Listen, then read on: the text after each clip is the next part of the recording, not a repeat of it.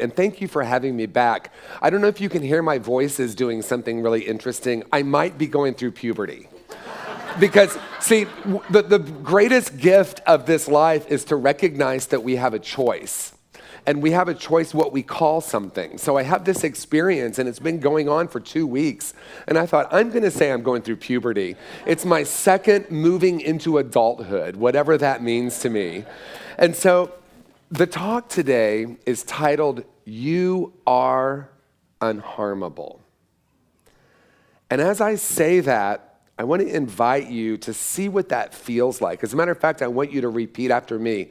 I am unharmable. Together, I am unharmable. Now, you might hear that through the lens of like, I am so strong, nothing can get me. I am so powerful. I'm a force of nature, which might be true. But what I'm really talking about is that essential beingness, that place within each of us that has never been harmed and is not possible to be harmed. We come into the world as a spark of divinity, absolutely one with source energy. And I think about people who grew up in unity, who received this message. How old were you when you arrived here? 5 years old. And I think Kathy and I were talking, we were thinking, what I said is, look at her. Do you want to tell us how old you are? Some people know, but are you willing? I'll be 97 now. 97, right? And so, been in Unity for 92 years. And I remember the first time I came to Unity in 1988, I was not 5 years old, I was a little bit older. And I said to Kathy, I said, isn't it wonderful to see? I often wondered what might happen or what will happen to these beautiful children who grow up receiving this message from a very early age. Well, here's the demonstration. And I said to Kathy, most of us have a lot of blankety blank to unlearn. Where you didn't have that, right? Like you received that which resonated with your soul at such a young age. Well, and I'm going to just share with you all right now, that was not my experience. I came into the world very much like you and like each of us, absolutely effervescent, filled with love, joy, essential beingness, source energy, Buddha nature, Christ consciousness, whatever word we use, we are infinite. And I remember knowing that. I remember being this little tiny kid and thinking, I doubt I said I am unharmable. But I felt that way. And I didn't walk into a Unity at 5.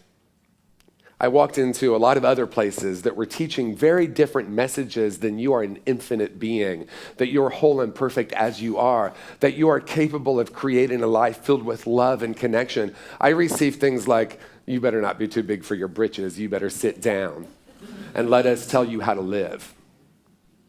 I remember my mother, God love my mother. She might be watching. She watches sometime. Hi, Mom, if you're watching. She said, you're just such a sensitive boy. And I realized that the world wasn't ready for such a sensitive boy.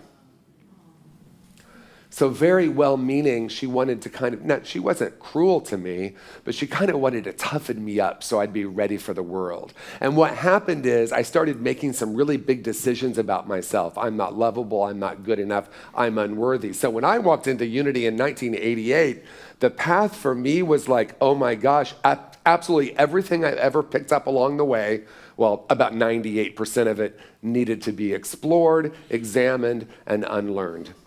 And I don't know where this is coming from, but when I was sitting in that chair earlier, I was thinking of the 4 rooms of existence: physical, intellectual, emotional, and spiritual. And I know this is a little odd, but it's just what came through. Imagine looking at it through the corporate lens of the org chart.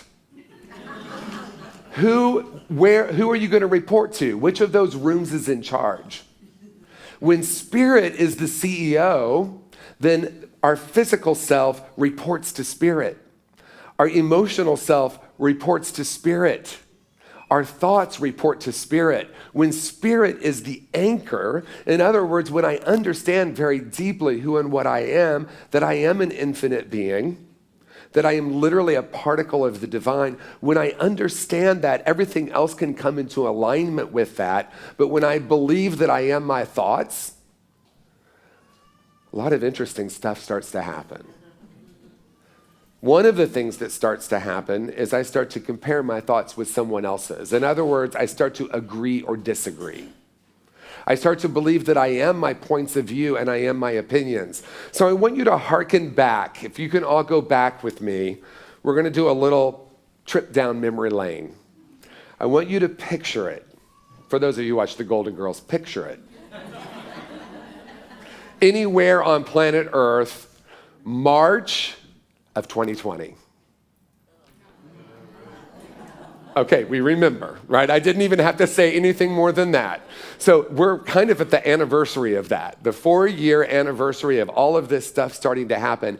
And by the summer, if you remember by the summer of 2020, there was a lot happening in our world. And one of the things that was happening is this narrative that we have continued to be taught that we're living in a very divided country and world. A lot of divisiveness, a lot of us and them, a lot of if you don't believe exactly what I believe, you might get ostracized from your tribe.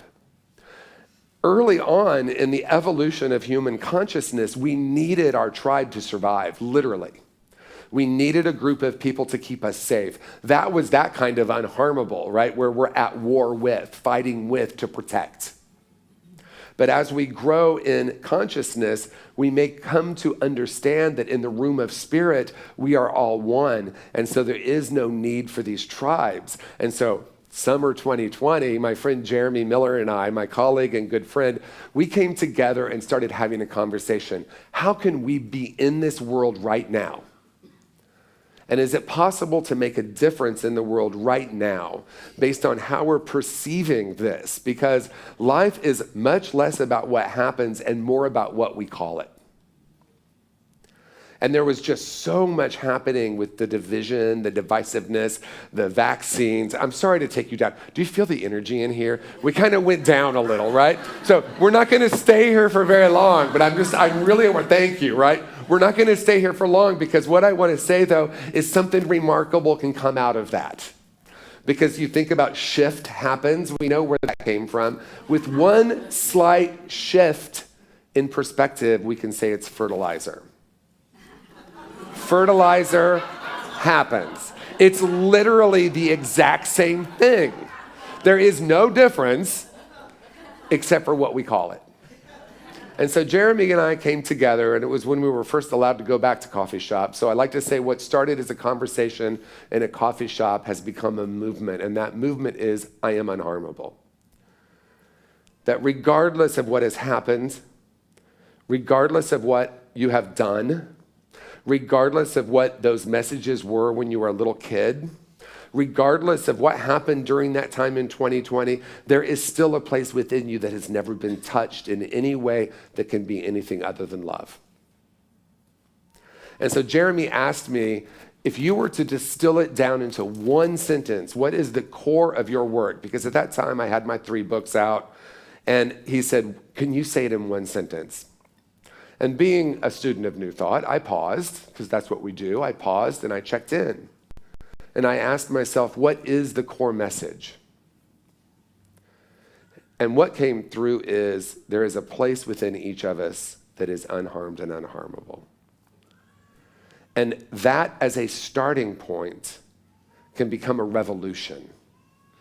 And so on 10/10/2020, because we think we're clever, on 10/10/2020, we launched this movement, Unharmable, spreading this message that at the core of your being, you are a whole and perfect spiritual being. You came into the world as a whole and perfect being, and that's still essentially who you are. And from that place of knowing, not knowing, but from that place of knowing, experiencing that, reconnecting with that, which actually isn't even true because we can spend decades on a search. And most of us don't even know what we're searching for. We think it's in the next experience, the next job, the next partner, the next spiritual community, the next minister, the next workshop, even though there is one this afternoon that I hope you attend. We are seeking, and many of us don't even realize that what we have been seeking has always been right here. And that the spiritual journey isn't one of moving toward, it's one of moving back to this greater awareness of who and what we are.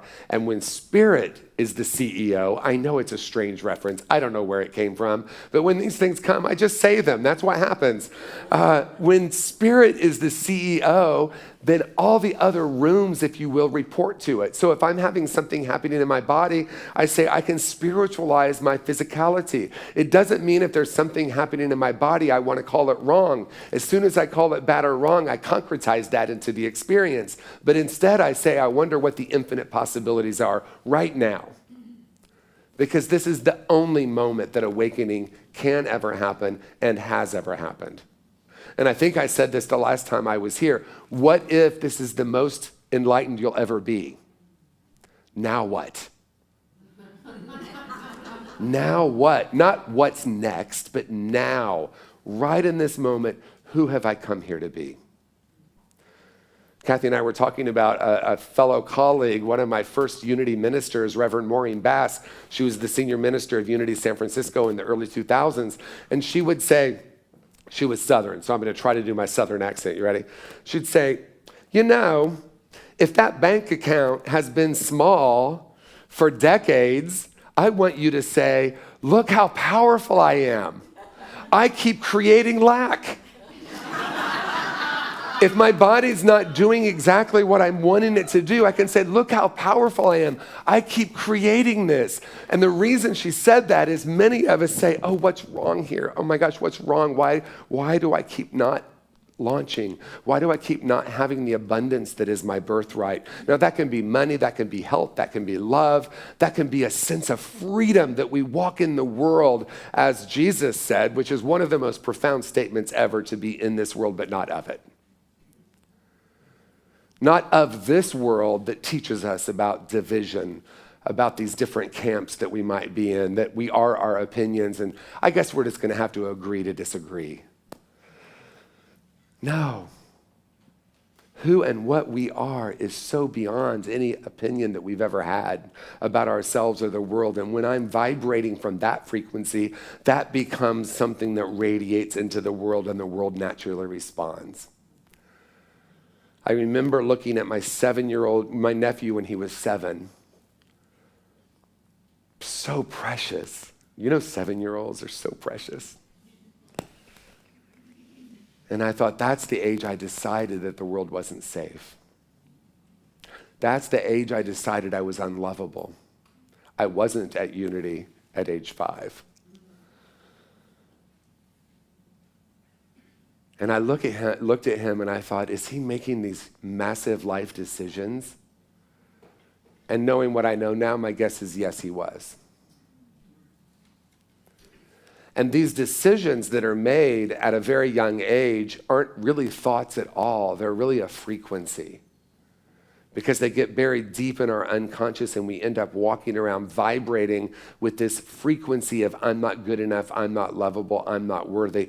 And lo and behold, we keep manifesting that over and over and over again. So going back to what Reverend Maureen said, look how powerful we are. I'm so powerful, I keep choosing unavailable relationships. I find them everywhere.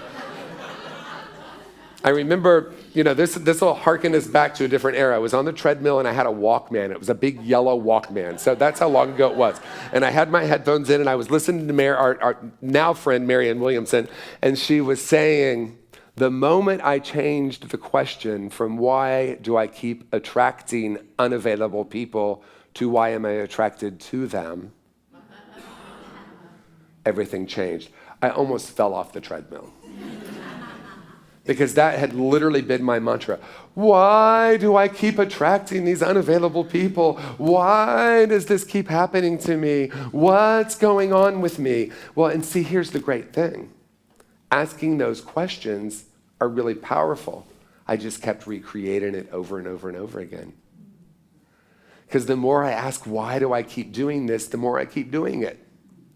So can it be as simple as shifting from those old ideas and beliefs and that old frequency, feeling that vibration, shifting into that place within ourselves that came into the world absolutely unharmed, and knowing that's who and what we are? And can it be as simple as returning to that right here in this moment and right here in this moment and right here in this moment and saying, no, I am an infinite being. I am a particle of love. I can't attract anything, and I'm not attracted to anything other than love. And then, wow, that's what I experience. Does that mean I don't see the things happening in the world that seem other than that? No, actually, I still see them, but I'm looking at them from a different lens. I'm not looking at them from what's wrong here. I'm looking at them from what is the request for love in the midst of this situation.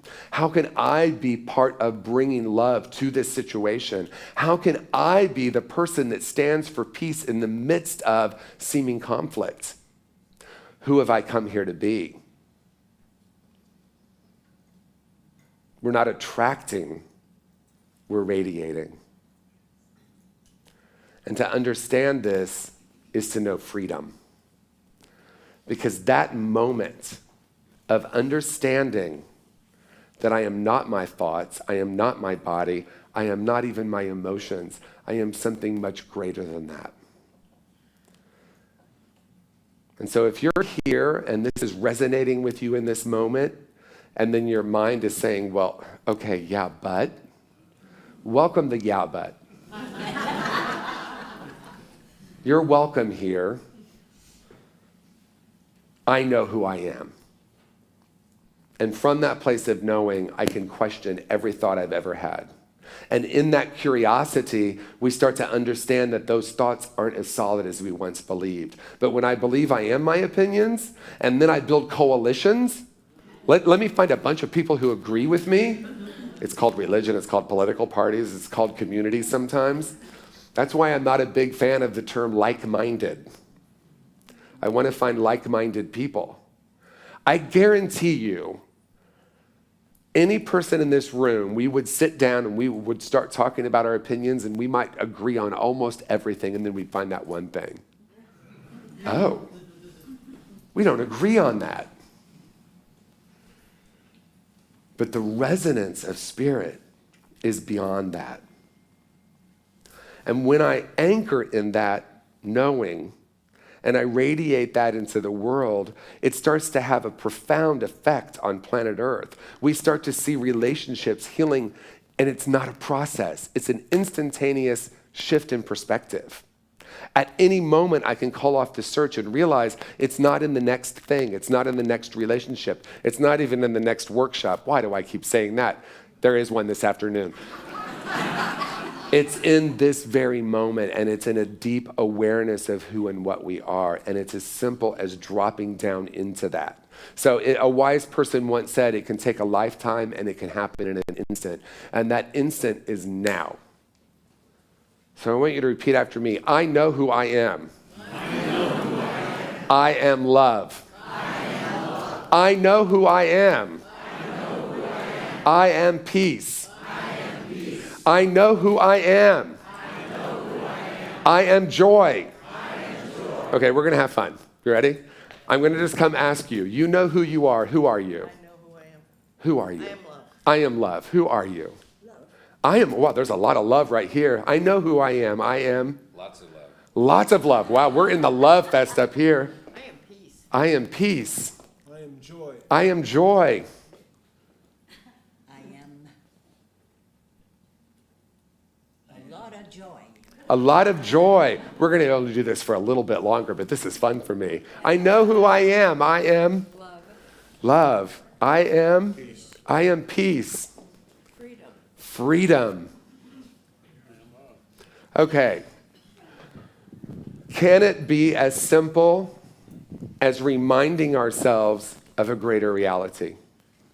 Can it be that we can spend the next 20 years trying to unlearn every limiting belief we've ever had and use affirmations to try to heal it, and then realize, oh my gosh, yeah, right? That's not it. I mean, it is it, and then it's not it. Dr. Sue Morter says life is difficult and a struggle until it isn't. And so is this the until it isn't moment for you? Is this the moment you're ready to take the armor off? Because when I started, you think, I am unharmable. That might be like, I have armor, I'm fighting. But what I'm saying is, let's take that off. Let's realize the greater reality is that we're not in competition. We're not opinionating. We're not us and them. It's not good and bad. It's not right and wrong. It's now. It's love. It's peace. It's joy. And it is as simple as remembering that greater reality. We call off the search. We rest in this greater reality, and we understand who we are. Life is a great experiment. And my encouragement for you today is to remember who you be. Tune into that frequency. Welcome the others. Welcome the limiting thoughts. Thank you for sharing. Welcome any thoughts of othering. Thank you for sharing. Welcome any thoughts of shame or disconnection. Thank you for sharing. We honor those. We don't reject them. We have moved into a new era. We are no longer aware that we are spiritual beings having a human experience. We are aware that we are spiritual beings having a spiritual experience. And therefore, it's all welcome, regardless of what's happening in my body, my mind, and my heart. I welcome it into the room of spirit, and it is transformed instantly. This is a new moment, and we have entered it in a conscious and profound way.